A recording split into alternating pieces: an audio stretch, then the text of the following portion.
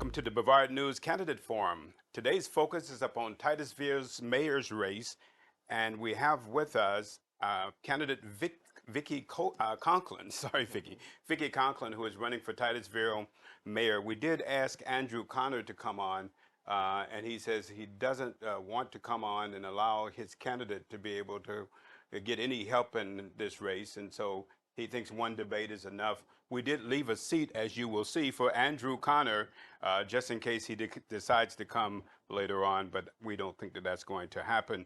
And so our host, our co-host is Stale Bailey. My name is Kevin Jeffrey, and again, Vickie Conklin, who is running for mayor of Titusville. Welcome all. Thank you so much.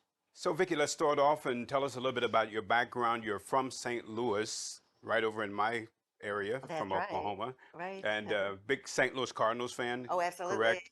Absolutely. You go back to the days of the Mark McGuire and those Oh, guys, absolutely. right?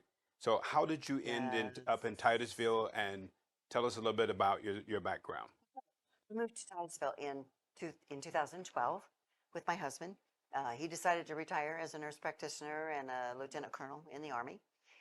And so we decided we didn't want to be in the cold and shoveling snow anymore. And so it was Right. time to seek warmer weather. And I'm a warm weather person. So it was a perfect fit here. And he had a friend who was a colonel who actually retired here and loved it and made the recommendation. So here we are. So I'm a hospice nurse by background and an educator and an administrator. So I've served a lot of different roles in life. I think my favorite is being a hospice nurse was probably my most favorite thing in nursing I did, even though I had assumed director of nursing positions and nursing educator, taught nursing 101 for a while. So it's really been a wide variety. I never got bored in nursing. I loved healthcare arena.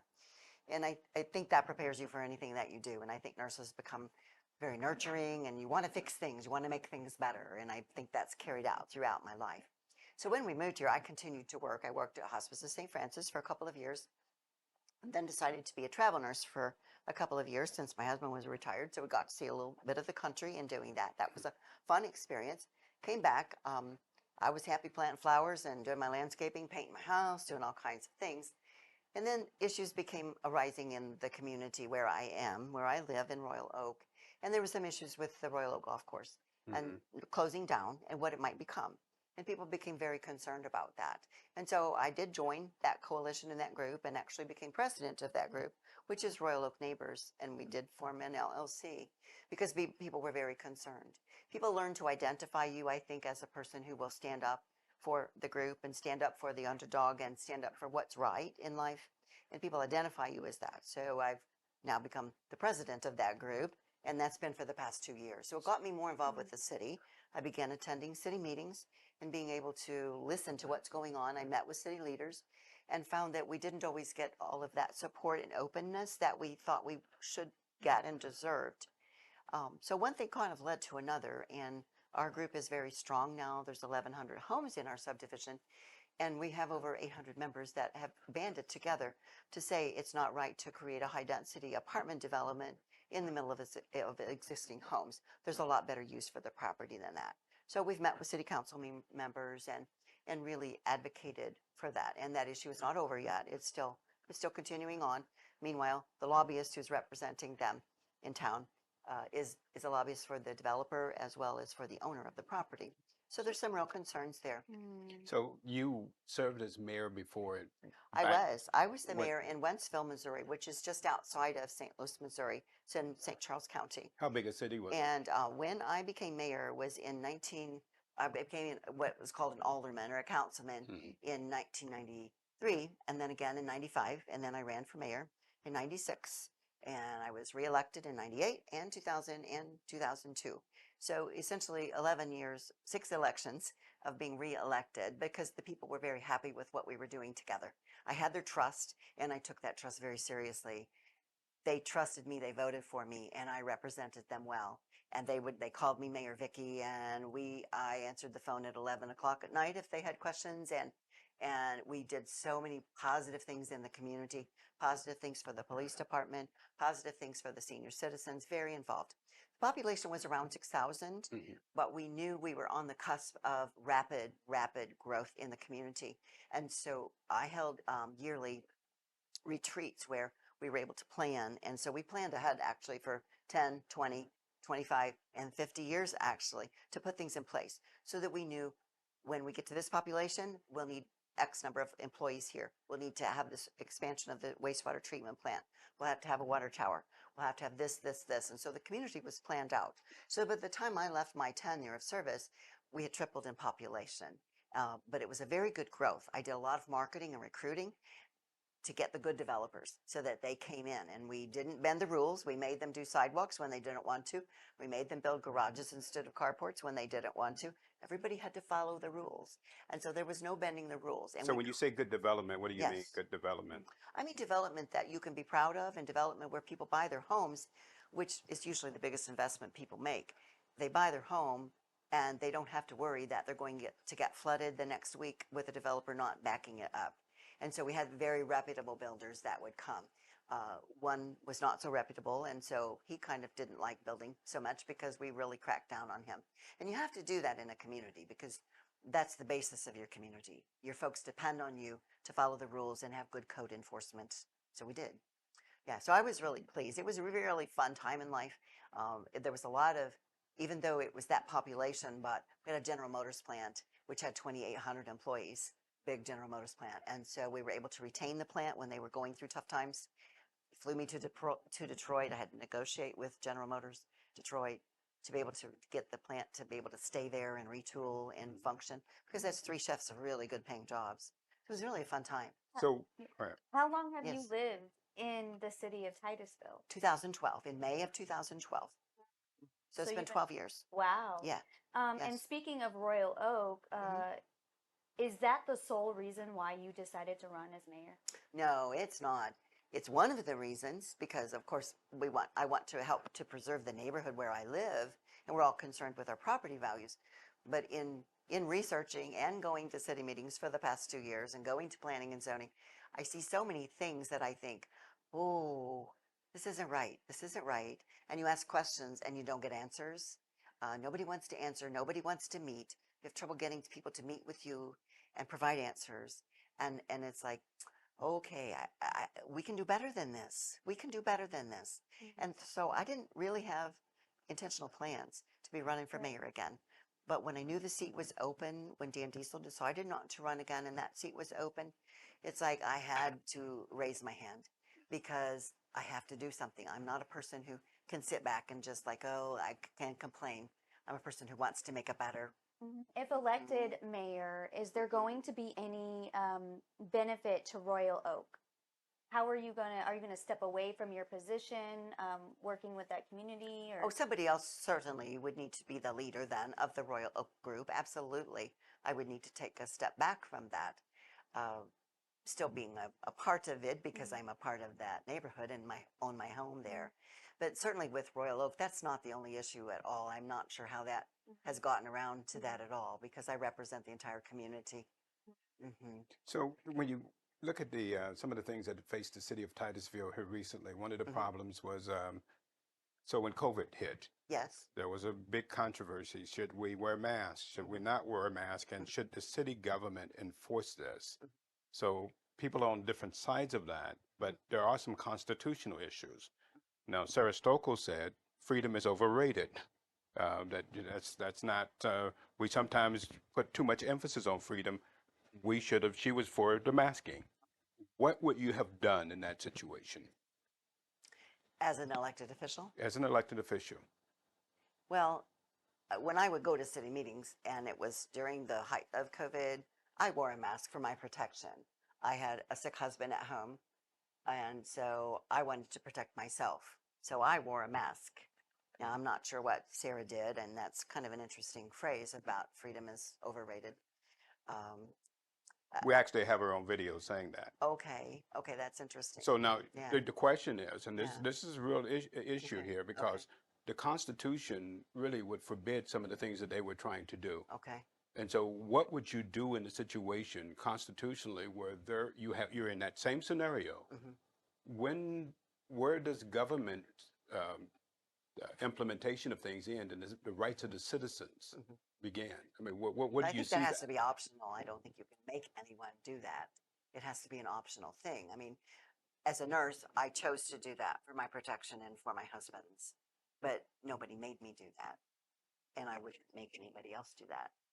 Is that what you're asking? That's Okay. exactly what I'm Yeah, I asking. wouldn't And make there's a anybody lot of else do concern that. about that because Exactly. this came down to a really, you were here at the time, right? I've been, yes, Okay, yeah. yes, and So this came I down would go to to it. meetings This and I was had very the mask on. controversial, Right, right? And right. there was a lot of, and I'm sitting here listening to it and I'm thinking, I cannot believe these people are sitting here trying to pass an ordinance forcing people to do something Okay. against their constitutional rights. Do you believe government has the right to do that? Okay. And speaking of the Constitution, have you read the United States I Constitution? have. You I have? have. That's good. Yeah. Because there's been some freedom of speech and different issues that have come to fruition in this county with a lot of advocates dealing with that. So how would you deal with somebody coming to a podium and speaking for 3 minutes and being interrupted by a colleague, or would you stand up for their rights? Oh, absolutely. Absolutely. People have a right to say what they need to say. I think they need to be respectful. And I think that's the key. Anyone can say what they believe to be true in their 3 minutes, but you need to maintain a decorum of respect. But would you shut them down if they weren't? I would talk with them and I would ask them to be respectful. I don't think it's appropriate to point at staff or call staff names in the middle of this meeting. I think we have to have a decorum of respect within that council chambers. I think, and if that person continue to do that, I think we'd have a conversation offline. Okay, We need somebody, to have a respect for each other. but there should be, so there's a difference Yes. between there should be mutual respect Absolutely. versus the right of someone to say something constitutionally, really. Right, On the right. right to free speech, people Yes, have the right to yes. say things, and some of it, they don't have, I mean, they have the right to even say bad things. I And they wouldn't could- necessarily agree with it nor encourage it, Uh-huh, but uh-huh. they have the freedom to say that. They What do. would happen in that situation if people did that? I mean, you've seen it across the country. This has become an issue where people are saying things and that the councils or the school boards don't like, and some of it, it's pretty raw. Do they have the right to say that? Would they be allowed to say it? I believe that they have the right to say things respectfully, but if they could not maintain that respect and say it in a respectful manner, I don't think you have the right to stand up there and call people names in the middle of a meeting. That seems inappropriate to me. That's not good for the good of the country, the good of the city, for the good of the meeting. And so that person, I think, would need. I'd say thank you very much. Will you sit down now, and let's talk later with your concerns. Obviously, you have some serious concerns here. We aren't going to solve them by what you're saying right now. But let's see if we can work this out together, and let's meet like after the meeting. If you can stay 5 minutes, let's do that. We need to address this in a different manner because you have some really good things to say, but it's in how you say them. Okay. Still? Do you believe the Constitution is a living document, or was it meant for all people of all time? I think the Constitution itself is solid and is there, and I applaud the crafters. I mean, look how much work it took for them to create this. That was pretty awesome. But I certainly think that amendments are in order when need to be, and certainly otherwise, you and I wouldn't be sitting here because we wouldn't be able to vote. So I'm really glad that amendments can happen. I think amendments should happen as things evolve and change. We have to always be open to new events, even with technology. I mean, anything that comes up, we have to be open, keep our ears open and listen, and be willing for change and to adapt to that change. If it's a Constitution amendment that needs to be happening, well, then we put that before the voters. Let the voters choose. But we can't say, just because that wasn't done that way in the past, it can't be done now. We have to be open to new ideas and evolve with them, is what I believe. So would you believe that things should be done that's maybe against the Constitution? Well, let's give an No. example. Okay. So the people of Titusville passed the Water or Yes. Act, Yes. the Yeah. Right to The clean water. charter Right to clean water. amendment, Thank you. right? The City Council of Titusville Yeah. says they are not going to ratify it. Yes. Isn't that crazy? because they, in their infinite wisdom, because they're much smarter than the people, think that it shouldn't be Yeah, passed. it's crazy. So constitutionally, this is how it works, and I think that maybe they don't understand the Constitution, I would right? agree They with you. don't have the right to No, do I that, think right? they don't like what Right, 82% of the people pass it. right. I believe they have to constitutionally accept it, whether they like it or not.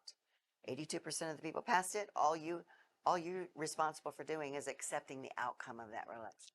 So what would you do in a situation if something like that was passed and you felt inherently that it wasn't constitutional, or you didn't like it, and you had other people? How would you conduct it as mayor? Well, Would we'd have to ratify it. So The would you people, then, would you go back then and deal with it and say, well, hey, there are some issues with this we have to deal with, or would you so just accept the will of the the people people? voted. The people went out and elected positions. It wasn't like the city council was nice and said, well, let's go put it on the ballot for you. No, they made the people go out, get their own petitions for it. The people worked very, very hard for this. It was passed, 82% passed. City council must adopt it, in my mind. Now, if they don't like it, if the city says, well, there's some issues with it, well, then you figure out what those issues are, and you figure out, okay, here's what we don't like about it. Let's talk about if there's ways that we can adopt any other measures that maybe modify this or whatever, which you could do in the future. That's going to need voter approval again. So, Is that a slippery slope? I mean, when you ooh. get to the point where you're accepting and then disapproving of what the voters decide, is that, that's a slippery Oh, I slope, don't think they right? should no, I don't. I'm not saying they should adopt it and then disapprove of I it. mean, I'm talking about as far as just rejecting what the voters decided. Right. Oh, I think that's awful. Absolutely. That it's despicable that they refuse to accept it. I don't understand. And I've asked the council members who are voting no on this, why are you voting no? And you know what the answer is? The city attorney says we would be subject to lawsuits. And I'm like, well, tell me more. What is wrong with this? But look, And I said the they city were attorney elected needs, by the people, yes, yes. And right? right, and the people voted for the issue. Yeah. They say the city attorney is advising them in that manner. And I It's say the city kind of attorney might cowardly, need isn't it? I say the city attorney needs a refresher. Still. So, what do you think is the top 5 problems facing the city of Titusville? I think the right to clean water is up on top.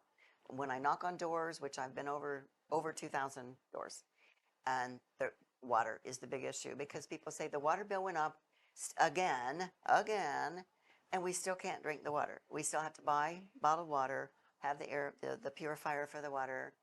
What's the deal here? And 82% of us said so. I mean, people are saying that at the door. We passed it. Why don't they accept it? And now they're suing us.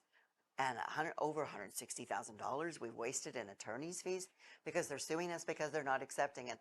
People don't understand that. I don't understand it either. Do you?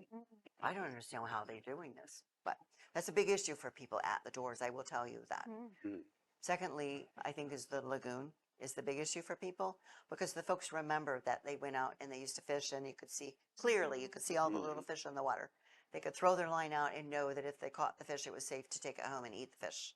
They could go out wading and know that they aren't going to go home with infections in their fingers and their toes and be under IV antibiotics, which a woman was jet skiing and she now is still under IV antibiotics. So you know this story very well still. You're the expert here.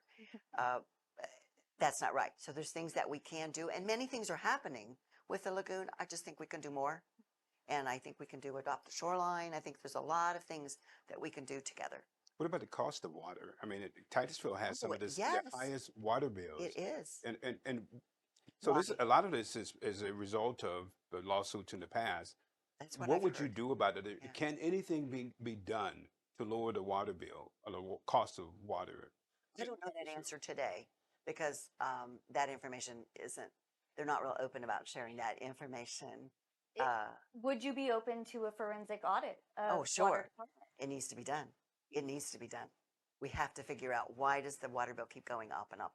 And I've asked because people want to. I believe that people should power wash their houses when they want to and use that water wisely. But still, if they want to power wash and keep their home clean, we need to encourage that. And I ran into that. So I power washed the house. I power washed the driveway before I painted them. Well, of course, I get a huge water bill. And I take it to City Hall. And this is when I first moved here. And I take it to City Hall and I say, the water really went absorbed in the ground and it went into my well that is there at my house. And so it didn't go into your sewer. You didn't have to treat this water. And they said, well, there's nothing we can do about it. And I said, seriously? I said, well, here's an idea for you, is that you put a separate water meter on and a separate sewer meter on. And that way you have 2 meters that can be read, and then you only charge me for the water that I'm using that then you have to treat. Oh, we could never do that. We could never do that. No, that won't work here. And I asked them twice about that. That went over like a lead balloon. They said, no, we can't do that. Right. So yeah, we really need a water audit. Absolutely. Tax increases. Hmm. So there's been yearly tax increases Yes. in Titusville. What do you see going on, and is this necessary, and how can it stop? I don't think it's necessary. I mean, we can see the budget, and I went to the budget work session. More are coming up. I believe September 12th is the next one. So hopefully we'll find out a little bit more information, but they gloss over everything so quickly. It really takes a fine tooth comb because there's a lot of questions that I have about things and that I'm asking. Some answers come, some don't. Um, I'm not sure why we needed a tax increase. It seems like we have a lot more people, we have a lot more revenues going on. We have some good businesses in town that should be providing fairly good commercial and industrial tax base. And I heard them say at mid-year budget, didn't they say they had 3 million extra? I was thinking that's what I heard the city manager say. I could be wrong, but I thought they said at mid-year budget they had 3 million than they thought they would have. So I'm not really sure. And I kind of wonder, are they putting things away for a rainy day? Do we have a contingency fund? And so I have lots of questions about that. So you would be really involved in a strategic plan. Oh, absolutely. Absolutely. I met with a department head who would meet with me. And I'm asking, do you have a strategic plan for 5 years, 10 years, or do you base it upon when the population is X, we'll need this? And the answer was, well, kind of maybe a 5 year is kind of what we have. And I'm like, seriously? And he kind of laughed at me, like when I said, well, you don't even have a 20-year, you aren't looking out. So I'm not really sure. There's a lot to dig into. Again, some of this they don't really want to share with me right now. Consent agenda. Yes, So this has become a big issue, Oh, right? too many So things on there's that consent agenda. You betcha. so for people who don't know, there's an agenda, and then there's a consent agenda, and a lot of things are being run through the consent Yes, they are. agenda in order to be able to get things passed through that High, the public, high dollar, the high high dollar, dollar things, the high dollar public, things. and it really was supposed to be used for minimal things, right? Yes, But now yes. they're using high dollar things Yes. to be placed on the consent agenda in order that the public has no knowledge of what's being paid for. Right. Your thoughts on the consent agenda and how it's being used? I think if you have a consent agenda, it needs to be very limited in scope. I think you need to set a dollar amount. Under 1 million or under 500,000, or you need to set a dollar amount of what could be on the consent agenda. That would be a limit, because I've seen $3 million projects on that consent agenda. And I'm thinking, how can this be a consent agenda where all you're just saying, oh yeah, we approve everything? Something's wrong here. We need to look at that in detail. What separates you from your opponent? Oh, I think there's a lot of things that separate me. Experience is number one. I have actually been in a mayor seat, and I have had to vote on using taxpayer dollars wisely. He has never done that. He's been sitting on boards, but sitting on boards is so different than making actual decisions. When you've got this budget in front of you, taxpayer money, to me that's sacred. When you're spending taxpayer money, you better be spending it wisely. And making those decisions is not always easy when you have to decide if you're going to do infrastructure here or another water plant here, how you're going to spend that money. And so to be on that hot seat and make those issues for 11 solid years of doing that, that's really different. So that's only one way that I'm different. The other way I believe is that I approach people honestly. I don't spread rumors. I don't say things that are not true. I'm just really honest about everything. Because that's what you need to be as a person. People trust you then when you're honest with them. And I always said, even to my constituents when I was mayor, if I don't know the answer, I'm going to say to you, I don't know that answer. I will find that out for you and come back to you. And I always will tell you what I know, but I never want you to come back to me and say, you told me And so I really avoided that. I never had that happen because people knew that what I told them was the truth. And if I couldn't say, I'd say I'm not at liberty to tell you any more of that right now, but I will come back to you when I can. Titusville has been historically has had a problem with small businesses. A lot of Hmm. small business owners or people who Oh, want to get into small business yeah. do not believe that it's friendly to small businesses. The regulations, the ordinances are just overbearing. Your thoughts on that? I'd like to start a go team, and that is because small business is the key to a community. It's that local flavor, not discounting the large businesses as well, but they're the ones getting the tax breaks. The small guy's not getting anything. So if they want to open a pizza parlor, they want to open a small business of any type, they're not getting any breaks at all, and they encounter delays and delays and delays. And so I want a go team, get open, so that they aren't down spending money trying to get open for 6 months and encountering lots of issues. So I think with the Go team, you could have one code enforcement person for that business and assigned to that business. The business owner then knows that who their person is to contact, knows how to contact them. They touch base, whether it's every week, whether it's every month, whatever it is, and they walk them through the process of whatever, not relaxing the ordinances at all, but just saying, here's what you need, and here's what you need up front. Let's do this checklist together. Because what happens is they go to the business and they say, you have to fix this.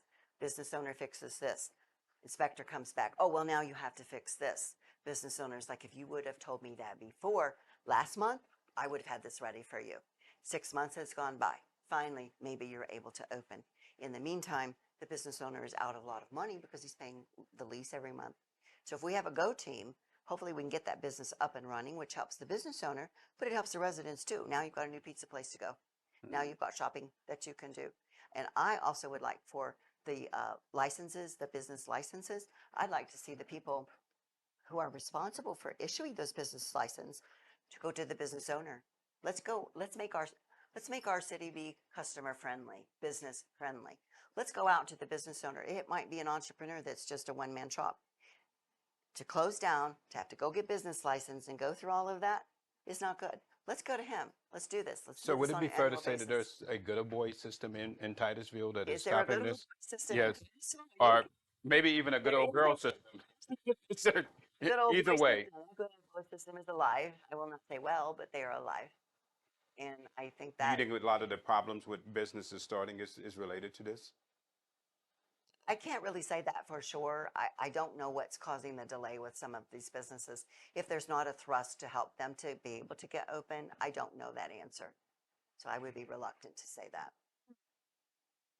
There's been a lot of communication issues between the city and the people of the city of Titusville. Um, where do you think they can do a better job at communicating to the public? I think in many ways, I would like to do town halls. I think town halls are very beneficial. One suggestion has been, if the voters would want, is some of this that each council member runs at large. And it has been some discussion about, and apparently it used to be in the past about breaking it into districts, areas, or whatever. And I don't, some people really want that, some may not want that, but it can be discussed so that as a council member, you have a certain district and it creates an ownership and an investment, and the people then know who to call. So as a resident, if you've got a issue or a question, you know who to call. Right now, you have to pick one of 5 to call and you're not really sure. Nobody really responds well because they know that everybody else is going to probably ignore the issue as well. So there's not a real good response rate with that. So would you be for changing the government structure in Titusville?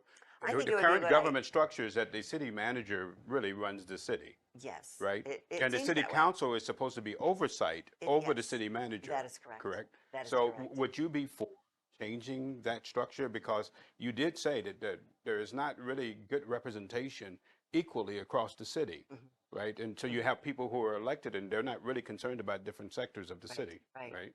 And would you be for changing that structure? I think that's a major change. That would require charter amendment, certainly. So it involves more than just making one little change. To have a city manager, I believe, is very appropriate. To have a city manager who is responsive to the people is very appropriate. To have a city manager who is not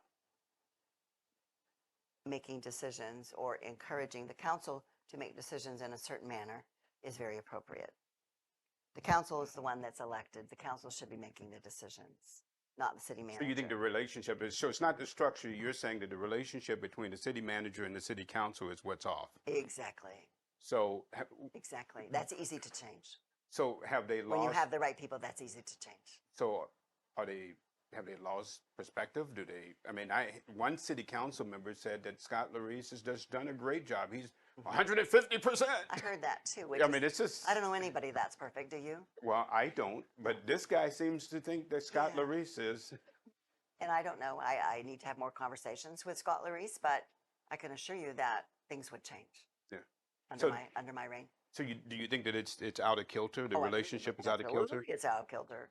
So is it a matter of the employee telling the employer what he's going to do? And it should be the other way around? That way sometimes. Right. And you have to keep in mind, we're all on the outside. There's only a certain amount of information we can obtain. So once I'm in there, certainly it's introspective in detail. And then I can have more answers for you. But I don't have all the answers right now. I have a lot of questions. Staff, let me say Yes. this, staff, before you get into your next question. Staff, is staff over bloated?